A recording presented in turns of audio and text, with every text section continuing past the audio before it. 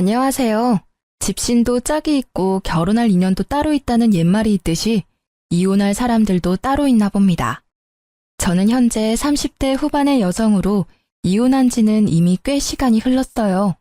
가끔씩 제 옛날 이혼 이야기를 떠올려 보면 이제는 화가 나거나 열불이 나지는 않아요.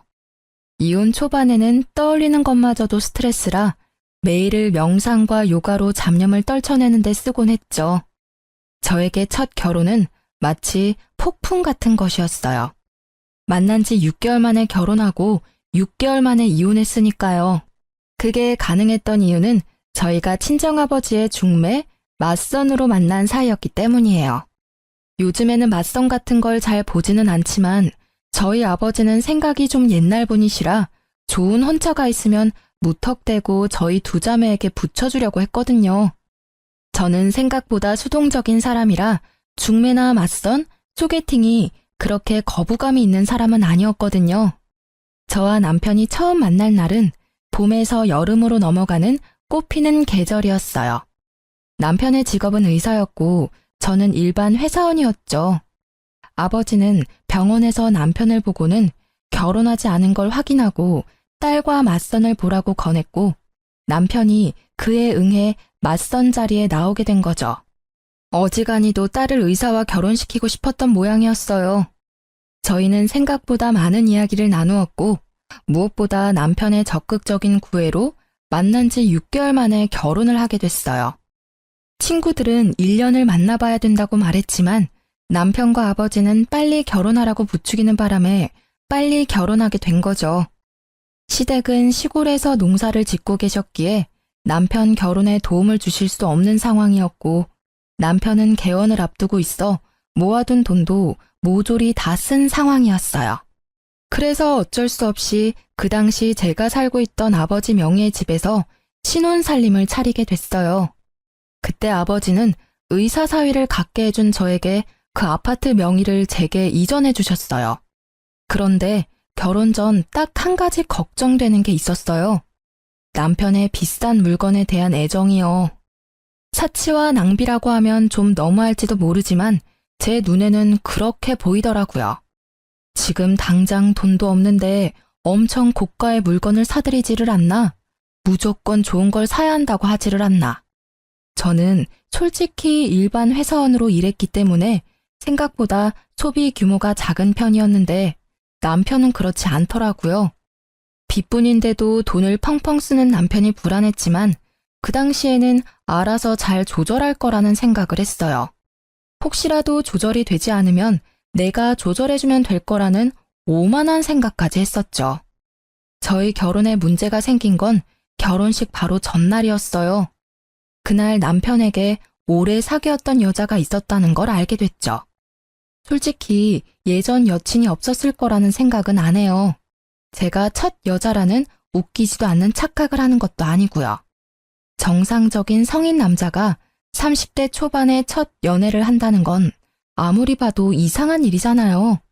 당연히 남편에게도 사귀던 여자가 있을 거라는 생각은 했는데 이건 시기가 문제였어요. 제가 그 여친의 존재를 알게 된 건 남편이 찍어준 제 웨딩드레스 사진을 보던 도중이었어요. 제게 폰을 맡기고 화장실을 가는 남편을 보며 저는 신나게 제가 입었던 드레스를 보고 있었어요. 그런데 손가락을 잘못 누르는 바람에 사진 휴지통으로 들어가게 되고 그 휴지통 안에 웬 젊은 여자의 셀카 사진이 있는 걸 발견했어요. 보통 휴지통은 30일 전 사진까지 저장이 되고 이후 순차적으로 삭제가 되는데 이 사진이 휴지통 안에 있다는 건 요 한 달간 만나서 사진을 찍었다는 게 되잖아요. 게다가 그 사진첩 안에는 둘이서 팔짱을 낀 사진이나 배경으로 유명 여행지가 찍힌 사진이 많았어요. 아무리 봐도 최근이라는 생각이 들어 남편이 오자마자 그 사진을 들이밀며 말했어요. 이 여자 누구야? 설마 바람 핀 건 아니지? 팔짱도 끼고 여행도 같이 간 것 보니까 보통 사이는 아닌 것 같아서 묻는 거야. 진짜 다른 여자 만난 거야? 나랑 사귀면서? 아니야. 그런 오해할까봐 내가 걱정하긴 했는데 이 여자는 예전에 사귀던 여자애야. 헤어진 지는 벌써 오래됐고. 나 당신이랑 사귀면서 이 여자랑 관계도 정리했어. 그런데 왜 사진이 최근 거냐고. 사귀지도 않는데 팔짱 끼고 놀러가고 그래? 헤어졌다면서 웃는 얼굴로 사진도 찍고? 아니야. 내가 결혼한다고 했더니 마지막으로 한 번만 함께 여행 가달라고 해서 같이 가준 거야. 그것도 친구로서 부탁하는 거라고 하는데 어떻게 그걸 못 간다고 할 수 있어? 게다가 얘랑 6개월 전에 헤어져서 그동안 한 번도 만나지 않다가 청첩장 주려고 연락한 거야. 혹시 안 나가면 나쁜 짓 할까봐 같이 여행 가준 거고. 정말 맹세코 나한테는 당신뿐이거든. 그런 오해받는 것도 정말로 마음의 상처라고. 그럼 사진은 왜 남겨둔 거야? 삭제하고 지워버리면 끝인데 왜 내가 이걸 보도록 만들었냐고. 정말로 신경을 안 써서 그랬어. 나도 어제 부랴부랴 사진 확인하고 버렸거든. 내가 진짜로 이 여자랑 사귀고 있었으면 그런 사진을 남겨둘 리 없잖아. 정말로 떳떳하지 못한 여행이었으면 사진을 내 폰으로 찍었을 리 있겠어? 그제야 저희의 짧았던 만남이 실감됐어요. 이래서 친구들이 길게 만나보라고 한 거였구나. 그런데 지금 당장 파혼하기도 어려운 일이었거든요. 일단 친정에서 특히 아버지의 의사 사위에 대한 자랑스러움이 워낙 컸거든요. 온 동네방네 돌아다니며 소문을 다 내셔서 지금 파혼을 결정하면 아버지 얼굴에 먹칠을 할 것 같았어요. 그리고 사진을 유심히 보니 사진 속 옷이 제가 남편을 만나기 전에 초봄인 것처럼 보였어요. 그래서 최대한 단순하고 편하게 생각하기로 했어요. 이제 곧 결혼할 남자를 의심하는 건 좀 아닌 것 같다고요. 사진을 간직했다면 모를까. 사진을 삭제까지 한 남자가 설마 바람을 피고 있을까 하는 생각으로요. 다만 남편에게는 단단히 일러두기로 했어요. 있지, 나는 다른 건 다 용서해도 바람은 절대로 용서 안 해. 남자의 바람은 나한테는 이혼 1순위거든. 나는 내 사람을 남과 나누고 싶은 마음도 없어. 그러니까 당신은 절대로 외도 생각하지 마. 만약 그렇다면 나는 무조건 이혼할 거야. 아버지가 뭐라고 하든. 그럼 당연하지. 나도 바람피는 사람은 싫어. 그런 더러운 짓을 하는 사람을 믿을 수가 없잖아. 평생의 반려를 배신하는 행동은 절대 안 할 거니까 꼭 믿어줘. 나한테는 정말로 당신뿐이거든.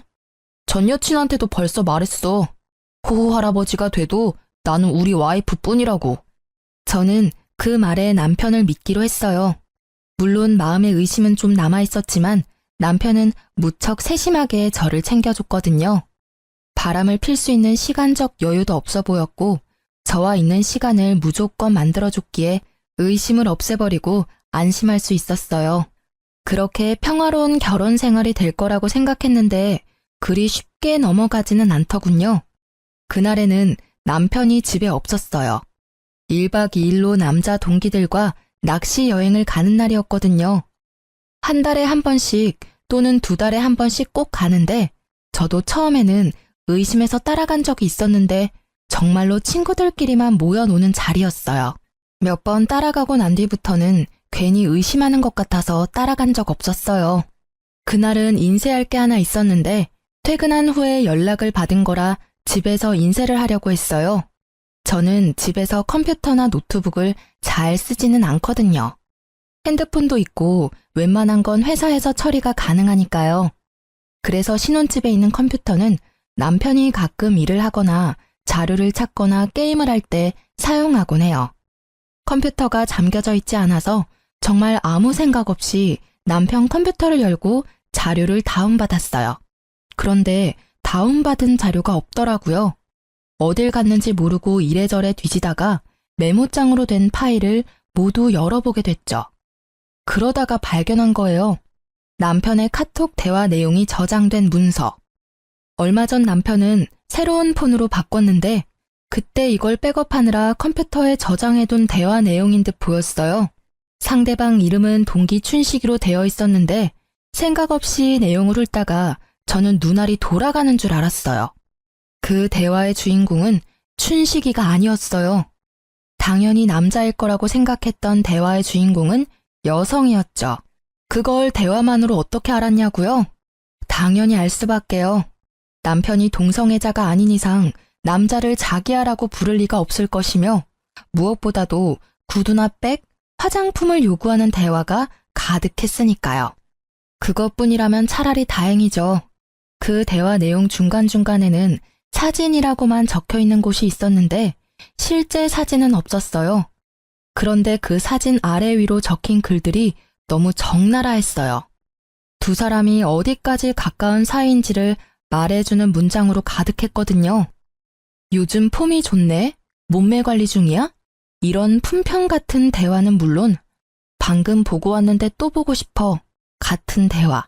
심지어는 지금 와이프는 여자로서 매력이 1도 없어서 그냥 그 여자 재산 때문에 잠시 살아주는 것뿐이야. 지금은 내가 쓰는 돈 다 대주니까 참고 사는 거지. 얼굴도 볼 것 없고 주부로도 빵점인 여자야. 그나마 돈이 많은 게 장점이지. 이 정도로 빡치는 내용도 있었어요. 둘의 마지막 대화는 말이죠. 자리가 잡히고 개원할 때 진빚 다 갚고 나면 와이프랑 헤어지고 당신이랑 살 거야. 그때 되면 빚도 없을 거고 돈 잘 버는 의사 되어 있을 테니까 조금만 참고 기다려줘. 이게 그 대화의 마지막이었네요. 저는 그 대화 내용을 보는데 눈앞이 깜깜해지는 게 곧 졸도할 것 같더라고요. 손을 벌벌 떨면서도 정신을 애써 부여잡으며 그 메모장을 복사해서 제 폰으로 보냈어요. 혹시 몰라서 제 모든 흔적을 다 삭제하고 모른 척 했어요. 물론 이 대화 내용도 증거가 되겠지만 확실한 증거를 잡으려고 생각했거든요. 남편이 중간에 그걸 알아차리고 선수 칠 수도 있잖아요. 남편을 기다리는 시간은 정말 너무 고통스러운 시간이었어요. 화가 났다가 울기도 하고 내가 뭘 잘못했나 싶은 생각까지 들었죠. 그리고 남편이 도착했을 때 남편의 손에는 제가 좋아하는 꽃과 간식이 들려 있었어요. 그걸 보고 저는 화가 더 났어요. 제 비위를 맞춰 돈이나 뜯어내려는 이 남자를 지금 당장 내쳐버리고 싶었어요. 당장이라도 그 여자가 누구냐고 물으려고 했는데 아주 잠깐 그런 생각이 들었어요. 내가 이혼해주면 나랑 헤어지고 그 여자랑 잘 살겠지? 하는 생각이요. 이번에 내게 진실을 말하고 용서를 구한다면 그 여자와 모든 관계만 끊어준다면 나중에 후회할지라도 지금 딱 한 번만 눈 감아주기로 생각했죠. 요즘 많이 바쁜 것 같네. 혹시 나 놔두고 바람 피는 건 아니지? 나한테 이렇게 잘해주는데도 당신 너무 바쁘니까 걱정되고 그래. 그 말을 꺼내고도 마음속으로는 제발 미안하다고 이야기해주길 바라는 제가 있었어요. 그럴 일 없어. 자기가 요즘 예민한 거야. 나한테는 당신뿐이니까 걱정하지 마. 알았지? 당신 좋아하는 마카롱이랑 장미꽃도 사왔어. 이거 보고 기분이 좀 좋아졌으면 좋겠는데. 궁금한 게 하나 있는데 당신은 나 어디가 좋아서 결혼하자고 한 거야? 특별히 예쁜 것도 아니고 음식을 잘하는 것도 아니고. 어디가 좋냐니. 난 당신이 상냥한 게 좋아. 내가 가끔씩 하는 어려운 부탁이나 요구도 다 들어주잖아. 이렇게 한 달에 한 번 친구랑 1박으로 놀러 갈 수 있는 남편은 거의 없지. 안 그래? 당신이 착해서 내가 이렇게 복에 겨운 생활을 하는 거니까. 그 이야기에 저는 그때의 대화가 생각났어요. 그리고 이 남자의 말에 담긴 진심을 읽을 수 있었죠. 착하다? 그건 멍청하다는 뜻인 거예요. 아무것도 모르고 돈만 대주는 바보 같은 년이라는 뜻. 난 착한 사람 아닌데? 왜 당신이 그렇게 생각했는지 모르겠네. 아, 내가 자기 신용카드 금액 모자랄 때마다 보태줘서 그렇구나? 그것만 있는 건 아니지만 그런 것도 도움은 되지. 다른 게 더 많아. 구체적으로 생각나는 게 없었겠죠.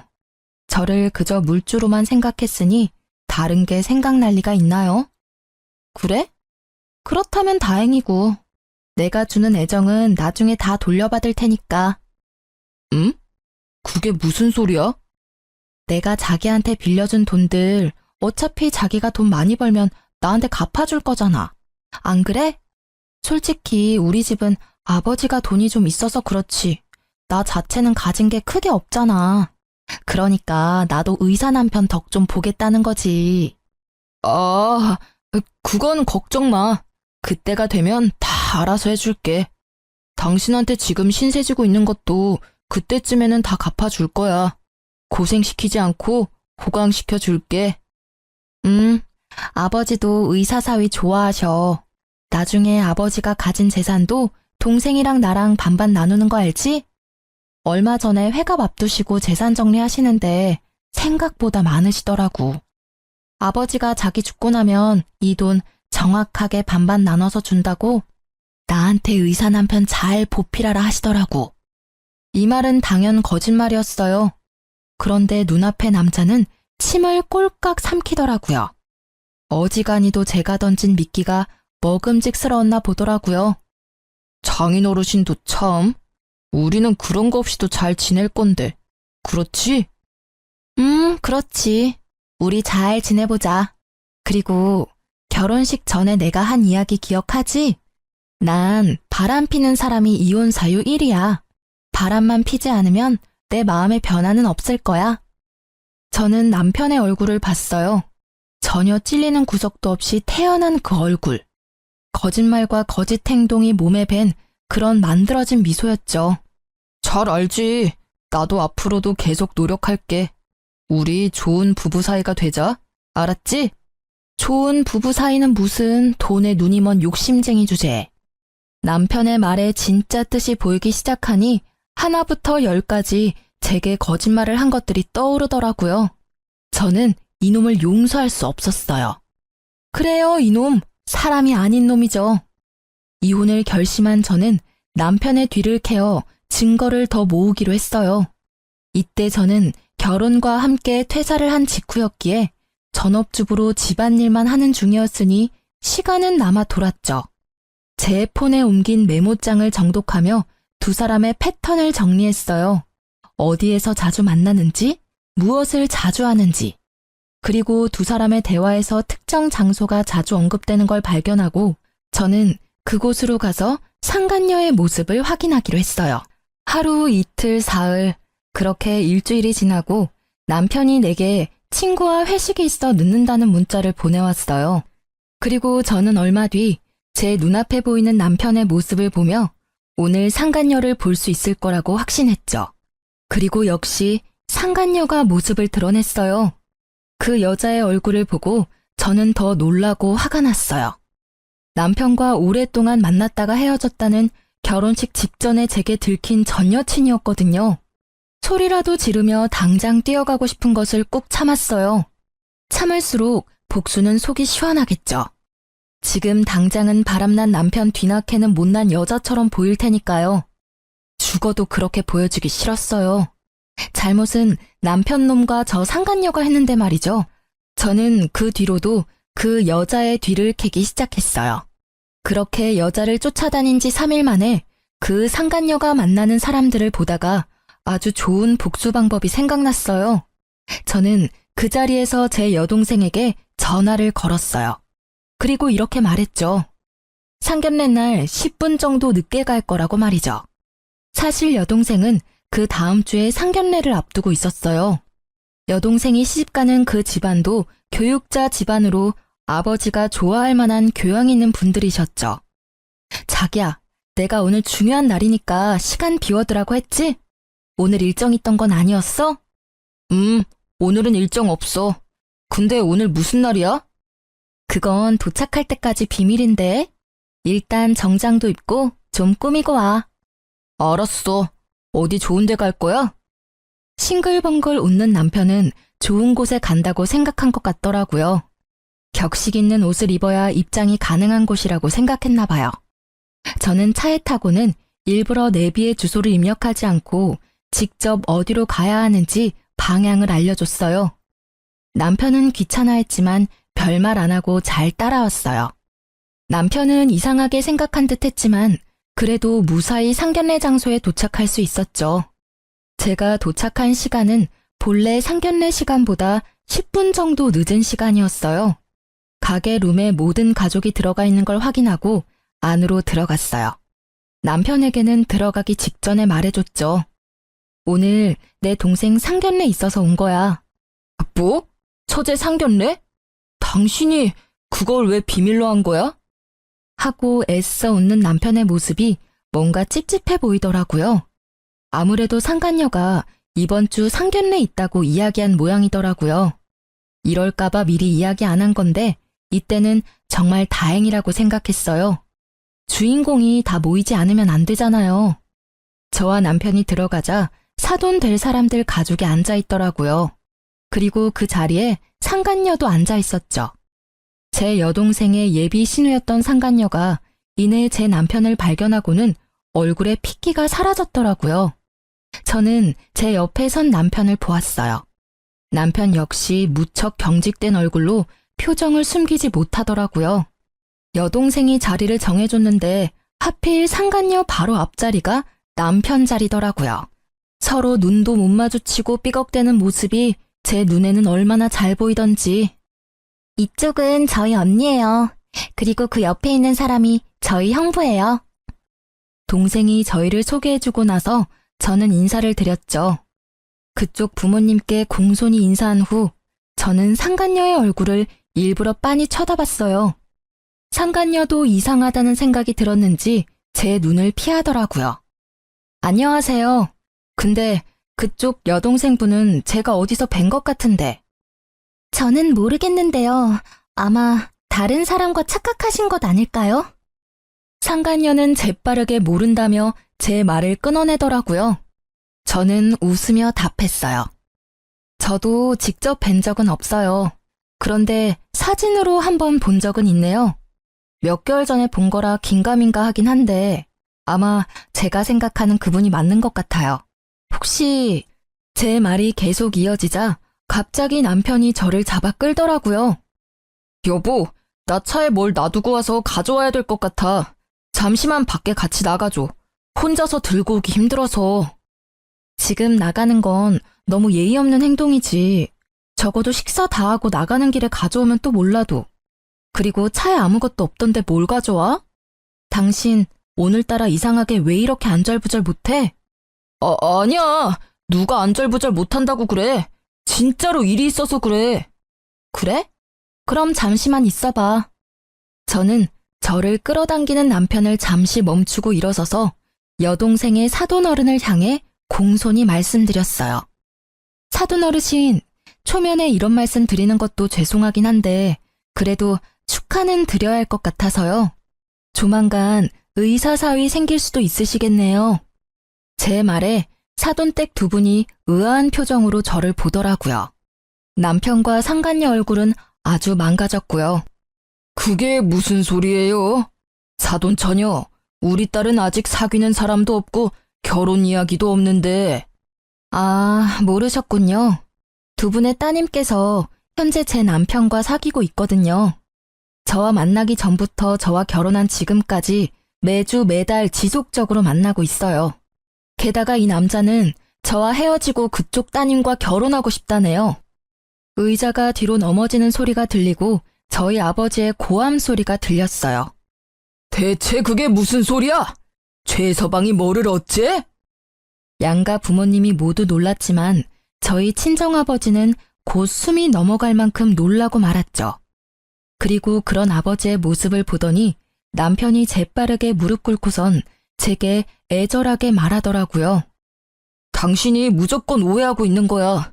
어디서 뭘 듣고 왔는지 모르겠지만 이런 좋은 자리에서 꺼낼 이야기는 아닌 것 같아. 응? 제발 부탁인데 우리 나가서 이야기하자. 조용한 데서 오해 좀 풀자고. 이런 자리는 진짜 그런 말 하기 어울리지도 않고 진짜 이 사람과는 당신이 생각하는 그런 거 아니라고. 그래? 이걸 보고도 그 말 할 수 있을지 볼까? 나 생각보다 많이 알고 있거든. 내가 오해한 건지 자기가 잘못 알고 있는 건지 이걸 보면 정확해지겠지. 저는 가방에 넣어왔던 인쇄물을 탁자에 올렸어요. 글자 크기를 크게 해서 인쇄했더니 아주 잘 보이더라고요. 뭐 그러라고 크게 뽑았지만 남편과 상간녀의 톡 대화 내용이었어요. 불륜을 정확히 특정하는 문장만 뽑아서 인쇄했죠. 종이 내용을 보는 양가의 부모님들은 크게 놀라는 모습이었어요. 당연하죠. 서로의 관계를 뚜렷이 보여주는 그 대화 내용에 두 사람의 관계를 짐작하기 쉬웠으니까요. 그리고 상간녀는 그 인쇄물들을 부랴부랴 숨기려고 열심히 주었지만 제가 한 장만 뽑아온 게 아니었거든요. 허공에 수십 장을 뿌려주니 그걸 회수하려는 생각은 못 하더라고요. 다만 얼굴이 일그러진 채 저를 노려보고 있었을 뿐이죠. 그리고 또 한 명, 일그러진 얼굴의 사돈 어르신이 손에 든 종이가 부들부들 떨리도록 떨고 있었어요. 아니, 여보게, 분명히 뭔가 착오가 있을 거야. 이름도 춘식이로 되어 있고, 그니까 이건 내 딸이 아닐 거야. 착한 내 딸이 불륜을 저질렀을 리가 없어. 사돈 어르신이 당황한 말투로 저에게 뭔가 잘못됐다며 말했어요. 필사적으로 딸을 변호하려 애쓰시더라고요. 그건 당연한 일이죠. 아버지가 딸을 변호하는 건. 그래서 좀 더 정확하게 알 수 있도록 말해드렸어요. 그게 궁금하신가요? 불륜을 하면서 당당하게 여자 이름을 저장하는 사람이 있을 리가 없죠. 이름은 가명일 겁니다. 그렇지만 의문을 가지는 건 당연하세요. 그러니까 아가씨, 폰 좀 빌려주실래요? 당신 전화기로 우리 남편한테 전화하면 분명 대학 동기 춘식이라고 뜰 텐데. 제가 번호를 알려드릴게요. 010. 제가 남편의 전화번호를 읊는 도중에도 상간녀는 절대로 자기 폰을 들지 않았어요. 오히려 다른 사람이 더 흥분해서 말했죠. 뭐하고 있어? 빨리 전화해봐. 너 설마 진짜로 불륜을 저지른 거야? 유부남이랑 사귄 거냐고. 번듯하고 멀쩡한 오빠 밑에 이런 여우 같은 여동생이 있다니. 애가 달아서 난리가 났더라고요. 그리고 그런 상간녀의 모습에 불륜을 확신하신 아버지는 털썩 주저앉고 말았어요. 이게 다 뭔 일이냐. 설마 최서방이 이런 짓을 저지를 줄이야. 내가 바라던 사위가 내 딸한테. 아버지, 의사 남편 두신 거 자랑스러워 하셨잖아요. 그런데 전 이제 이런 남편 필요 없어요. 머리만 좋으면 뭐해요? 그 좋은 머리를 몰래 바람 피는 데나 활용하는데. 여보, 미안해. 다 내가 잘못했어. 그치만 이혼만은 안 돼. 그러니까 제발 부탁이야. 내가 뭐든 할 테니까 제발 이혼한다고는 말하지 마. 내가 다 설명할게. 하나부터 10까지 당신이 충분히 이해할 수 있도록 내가 설명할 테니까 제발 밖에 나가서 이야기해. 남편은 그 자리에 무릎을 꿇으며 제게 매달리더라고요. 미안한데 나는 당신 ATM기가 아니거든? 그러니까 오늘부로 내 집에서 당장 나가. 사실 그 톡 대화 내용 나 다 봤어. 당신이 폰 바꾸기 전에 백업해둔 예전 내용까지 싹 다.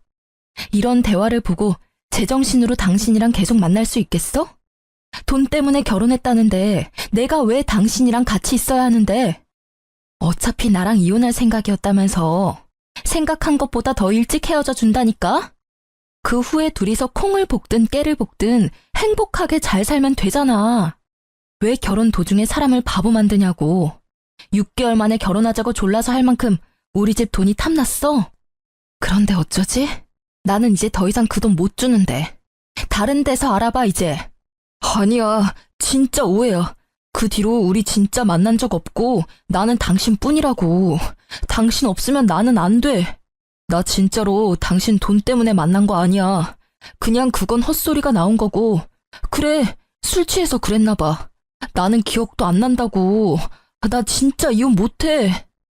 왜? 얼굴도 못생겼고 주부로도 못 쓰는 여자가 뭐가 중요해서. 아, 여전히 돈 때문이니? 그렇다면 이제는 저 여자한테 달라고 하면 되잖아. 왜 나한테 달라고 그래? 그리고 분명히 말하는데 내가 내 돈은 다 돌려받을 거야. 위자료는 물론 상간녀 소송도 걸 거야. 위자료 싹 다 받아먹을 거고 내가 당신한테 사준 것들은 고스란히 놔두고 가야 될 거야. 가져가고 싶으면 돈 내고 가져가던가. 저는 매달리는 남편을 뿌리치고 상간녀를 보고 말했어요. 그리고 잘 들으셨죠? 당신한테도 소송 걸 테니까 그렇게 알고 있어요. 이렇게 좋은 자리에서 소송 이야기해서 좀 그렇지만 결혼은 집안끼리의 결속이잖아요. 언니 남편과 불륜을 저지른 상간녀가 시누이라니 그게 무슨 막장 드라마냐고요. 동생에게는 정말 미안해서 얼굴을 못 들겠네요. 잘못은 저 두년놈이 저질렀는데 왜 저와 제 동생, 가족들이 고통받아야 하는지 모르겠어요. 동생에게 처음 이 이야기를 했을 때 동생은 과하게 충격받았어요. 그렇지만 시누이로 그 상간녀를 대해야 한다는 걸 알고는 이 결혼에 대해 다시 생각해 보기로 했어요. 애초에 그 남자도 아버지의 중매로 알게 된 사람이었거든요. 저도 오빠 결혼은 다시 생각해 볼게요. 교육자 집안이라고 해서 다들 훌륭한 분들이라고 생각했는데 상간녀를 시누이로 모셔야 하는 상황이라면 누구라도 싫지 않을까요? 그것도 언니의 가족을 깬 장본인인데. 동생이 결혼을 하지 않겠다고 말하자마자 친정 아버지가 버럭 소리쳤어요. 야, 이 괘씸한 놈아! 내 돈 내놔! 개원할 때 나한테 빌린 돈 당장 개원해! 이 사기꾼 놈아! 감히 내 딸을 두고 바람을 폈어? 게다가 내가 맞선을 이야기할 때도 둘이 사귀고 있었다고? 내가 내 손으로 딸 인생을 망쳐버렸어.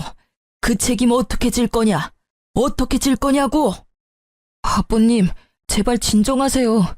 제가 다 잘못했습니다. 그러니 한 번만 봐주세요. 앞으로는 속지 않은 마음으로 와이프에게 충성을 다해서. 말이나 못하면 밉지는 않지. 너 같으면 진정하게 생겼냐? 넌 내 딸만 속인 게 아니라 우리까지 속인 거야.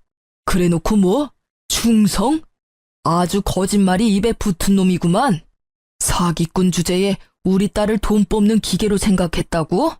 그 돈으로 저 여자랑 놀러나 다닌 거야? 너 같은 놈한테는 단돈 1원도 아까워. 내가 줬던 돈 다 돌려주지 않으면 너 일할 때마다 찾아가서 돈 갚으라고 시위할 거야.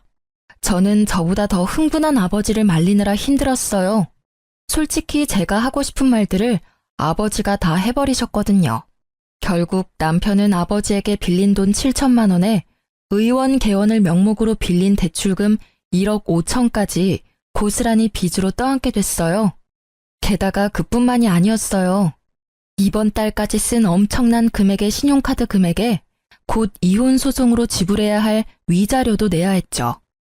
그러니 사색이 되어 있더라고요. 얘야, 뭐라고 말 좀 해봐. 저 사람들 말이 다 사실이냐? 네가 진짜로 유부남이랑 만난 게 맞아? 어떻게 네가 그럴 수가 있어? 우리가 너를 어떻게 키웠는데?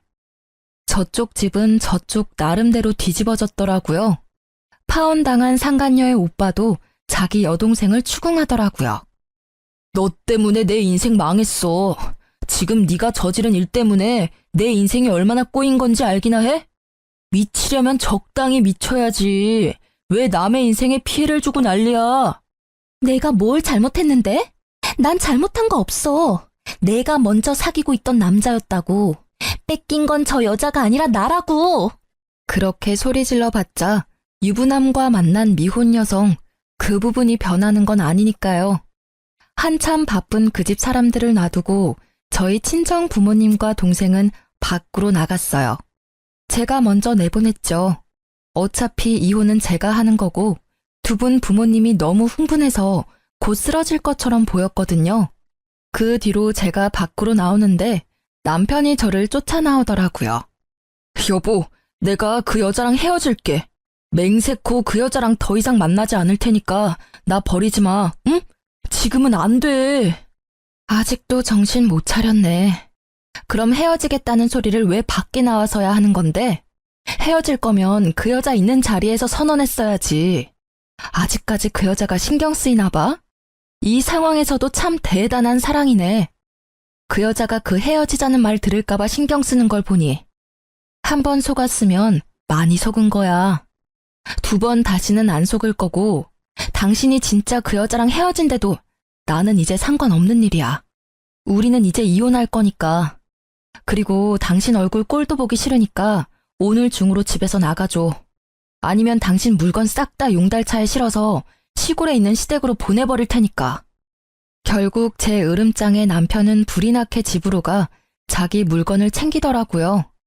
홈캠으로 보니 비싼 물건부터 쭉 쓸어 담는데 저런 본성을 내가 왜 여태까지 몰랐을까 하는 생각만 들었어요. 그리고 이후 전 남편은 연락이 없었어요. 그런데 의외의 사람이 저를 찾아왔더군요. 바로 여동생과 결혼하기로 했던 남자였어요. 상간녀의 오빠요. 그는 상간녀를 데리고 저를 찾아왔어요. 이렇게 찾아와 죄송합니다. 정말로 사죄의 말씀을 드려야 할 것 같아서 동생을 데리고 온 겁니다. 집안에 분란을 일으키게 돼서 죄송하게 생각합니다. 뭐해? 빨리 사과드려. 우습게도 상간녀의 오빠와는 달리 상간녀는 상당히 삐딱한 모습이었어요. 왜 내가 사과해야 해? 그 남자는 내 남자였어. 이 여자가 나중에 와서 내 남자를 돈으로 꼬신 거라고. 게다가 이 여자는 돈만 보고 결혼한 물주였거든? 나만 사랑한다고 했으니 나한테서 남자를 뺏어간 건 이 여자지. 그리고 사과할 마음이 하나도 없어 보였죠. 저는 그 모습이 오히려 웃겼어요. 두 분 여기 왜 오신 건지는 모르겠지만 저는 이제 아무렇지 않아요. 저희는 이혼하기로 했으니까 당신은 제 전남편과 잘 만나시면 될 것 같네요. 그런데 그 남자 지금 한 푼도 없어요. 말 그대로 빈털털이죠. 저한테 다 털린 데다가 이번에 위자료도 내야 하거든요. 제가 불륜 피해자들 이야기를 들어보니 남편이 바람을 피면 상간녀 소송비를 남편이 대주기도 한다는데 그럴 돈은 없을 거예요. 그럴 돈 있으면 저희 아버지한테 빚부터 갚아야 할 테니까요. 상관없어. 어차피 자기 병원 가진 의사라 그 정도 돈쯤 금방 벌거든? 그러니까 오빠, 왜 날 여기로 데려와서 사람 짜증나게 하는 건데? 아빠도 그래. 의사 사위 두는 걸 남들이 얼마나 부러워하는데 칭찬은 못 해줄 망정. 그렇죠. 의사 돈 많이 벌어요. 그런데 그 사람 개원하느라 은행에서 1억 5천 빌렸고요. 저희 아버지한테는 7천만 원을 빌렸고 저한테도 2천 정도 더 빌렸어요. 그리고 유책 배우자라서 위자료도 상당히 나올 거고. 그 빚 청산하려면 1년 안에 결혼은 좀 힘들지 않을까요? 집을 팔면 되잖아. 그 남자 집이 평수도 넓고 꽤 노른자 땅에 있어서 돈이 된다고. 아, 그 집이요? 그 집을 자기 집이라고 했나 봐요? 그런데 어쩌죠? 그건 제 아버지 거였고 지금은 제 명의로 되어 있거든요. 결혼 전부터 아버지 명의였으니 그건 재산 분할에 들어가지는 않을 거예요. 그리고 아실지는 모르겠는데 그 남자 씀씀이가 좀 해퍼요. 이제까지는 제가 신용카드 값을 많이 메워줬는데 지금부터는 당신이 그 일을 해주셔야겠네요. 저번 달 건 카드빚이 거의 2천만 원이던데. 사랑한다면 그 정도 돈쯤 내줄 수 있죠. 안 그래요? 제 말이 계속될수록 상간녀의 얼굴은 하얗게 질려가기 시작했고 결국 마지막에는 그렇게 제잘거리던 입에서 아무 말도 나오지 않더라고요. 그리고 상간녀 오빠는 그 와중에 저에게 어필하더라고요. 이 못난이는 제가 교육을 잘 시킬게요. 그러니까 제발 제 결혼을 어떻게든 되돌려줬으면 좋겠어요. 솔직히 저는 아무 문제가 없는데 동생 때문에 이렇게 된 게 너무 억울하잖아요. 그쪽 말씀도 이해는 가요. 그치만 저희 아버지가 워낙 지금 이 사태에 분노를 하셔서요. 상간녀 당신이 호적 파이고 남이 되지 않는 이상 제 여동생과의 결혼은 아마 불가능할 거예요. 남이 되더라도 이미 서로 간에 안 좋은 이미지만 쌓여서 그쪽 부모님들도 저희와 다시 연을 맺고 싶지 않으실 거예요. 저는 상간녀의 오빠에게 그렇게 말해줄 수밖에 없었어요. 이 남자가 제 여동생을 더 많이 좋아한 듯 보였어요. 그치만 어쩌겠어요? 가족을 잘 만나는 것도 복인데. 저는 헬쓱한 얼굴의 상간녀에게 아주 친절하게 말해줬어요. 상간녀님, 참 좋으시겠어요? 그렇게 사랑에 맞지 않는 남자와 다시 결혼할 수 있는 기회가 생겼잖아요. 그치만 그 사람에게 빚이 많으니까 그 빚 다 갚을 때까지 힘들게 살다가 결혼하시면 될 것 같네요. 근데 또 모르죠? 저처럼 돈 뽑아주는 기계 노릇만 하다가 돈 다 갚고 버려질지. 그건 그때 가봐야 아는 거니까 지금을 즐기세요. 이제 그 남자 솔로거든요. 뭘 해도 법에 걸리지 않잖아요. 그쵸? 제 말에 상간녀는 기분이 상한 듯 자리를 박차고 나가고 상간녀의 오빠도 부랴부랴 동생을 따라 나가더군요. 그 이후로 두 사람에게서 연락은 없었지만 나중에 들은 소문으로는 상간녀는 집에서 의절당하고 다른 지방으로 이사 갔다고 하더라고요. 그리고 1년쯤 지났을까? 백화점에 갔다가 우연히 전 남편과 마주친 적이 있어요. 여전히 비싼 브랜드만 골라서 구경하고 있더라고요.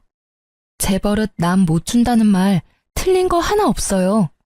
아직 저와 아버지 빚을 다 갚지도 못한 주제에 고가의 물건을 사는 버릇은 고치지 못했더라고요.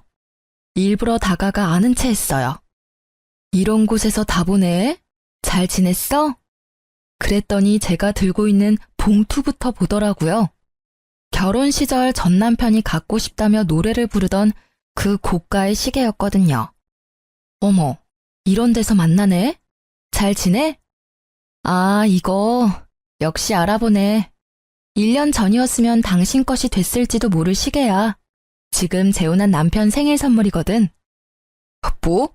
1년 만에 벌써 재혼? 너 설마 나 만나고 있던 동안 바람 폈어? 맞바람이면 나만 이런 고생하는 건 좀 아니지 않아? 미안하지만 맞바람은 아니야. 당신이 오해하는 것도 이해해. 솔직히 나는 당신한테 너무 당해서 다신 결혼 못할 줄 알았거든. 근데 내 짝은 다른 데 있었더라고. 그런데 상간녀랑은 잘 지내? 그쪽은 이미 헤어진 지 오래야. 상간녀 소송비 못 내준다고 하니까 헤어지자더라. 너 그 여자한테 뭐라고 말했어? 뭐 사실을 말했을 뿐이지. 당신이 이룬 것 중에 뭐 하나 당신 힘으로 이룬 게 없다는 거 말이야. 빚이 그렇게 많다는 게 헤어진 이유 중에 하나라면 이해는 해. 일반인들이 감당하기엔 확실히 큰 금액이잖아. 이렇게 이혼하고 보니 정말 다행이라는 생각이 들더라. 그리고 네가 이렇게 힘들게 사는 걸 보니 너무 기쁘고. 이혼한 뒤로 사람 많이 변했네. 그런 이야기도 할 줄 알고. 다른 사람의 불행을 자기 행복처럼 여겨도 되는 거야? 그리고 외도라고 해봐야 딱 한 번이었잖아. 외도 한 번에 이혼당했다고 하면 어디 가서 웃음거리밖에 안 된다고. 그만큼 당신이 날 믿지 못하고 사랑하지 못한 거지. 웃기시네. 외도는 한 번뿐이었지만 그동안 나한테 해온 거짓말은 하나가 아니었으니까. 얼마나 많은 거짓말을 하면서 얼마나 많은 시간을 속였을까 생각하면 지금도 겨우 가라앉힌 화가 끓어오를 것 같거든? 결국 제 말에 아무 말도 못하고 전 남편이 먼저 자리를 뜨더라고요. 하긴 지가 할 말이 뭐가 있겠어요. 할 수 있는 말이 없을 텐데. 게다가 그렇게 사치 때문에 피를 봤으면서 여전히 비싼 브랜드만 둘러보러 다니는 전 남편을 보니 이혼한 게 잘된 일이었다는 생각이 더 들었어요. 솔직히 이혼 후에 제가 언제나 즐겁고 개운한 마음이었던 건 아니에요. 힘들고 적적한 시기가 있었죠. 그렇지만 평소에 자주 연락하는 동네 소꿉친구랑 이혼을 계기로 자주 만나게 됐거든요. 나중에 알고 보니 그 친구는 저를 좋아했는데 제가 생각보다 빨리 결혼하는 바람에 저를 향한 마음을 접었다고 하더라고요. 그렇지만 이혼 후에 고생으로 몸과 마음이 너덜너덜해진 절 보고 위로해주러 왔다가 제게 고백해 오더라고요. 저는 저만을 꾸준히 바라봐준 그 친구의 모습에 그 사람과 재혼을 결심했어요. 이혼한 지 1년도 되지 않은데 재혼을 결심하는 건 힘들었지만 그만큼 그 사람의 진심을 소중히 여긴 결과였어요. 이혼 소송 끝나고 바로 혼인신고도 했고요. 재혼한 사람은 의사처럼 돈 많이 벌고 사회적으로 유망한 직업은 아니지만 무엇보다 성실하고 책임감 있는 저만을 바라봐주는 듬직한 사람이에요. 제 이혼 후에 아버지는 조건이 그리 중요하지 않다는 걸 절실히 깨달으신 것 같았어요. 물론 서로 조건이 맞으면 정말 좋겠지만 욕심을 너무 부리다 보면 나중에 저처럼 피 볼 일이 생길 수도 있으니까요. 아버지가 의사 사위를 원하지 않았다면 이런 일이 벌어지지 않았을 수도 있고 제가 이 남자를 만나지 않았을 수도 있죠. 그리고 요즘에는 무엇보다 부부 사이에는 신뢰와 사랑이 그 무엇보다 중요하다고 생각하게 됐어요. 저에게는 소중한 경험이자 두 번 다시 겪고 싶지 않은 경험이지만 이런 사람, 이런 사연도 있다는 걸 모두와 나누고 싶어서 긴 글을 써봤어요. 제 사연을 읽어주셔서 감사합니다.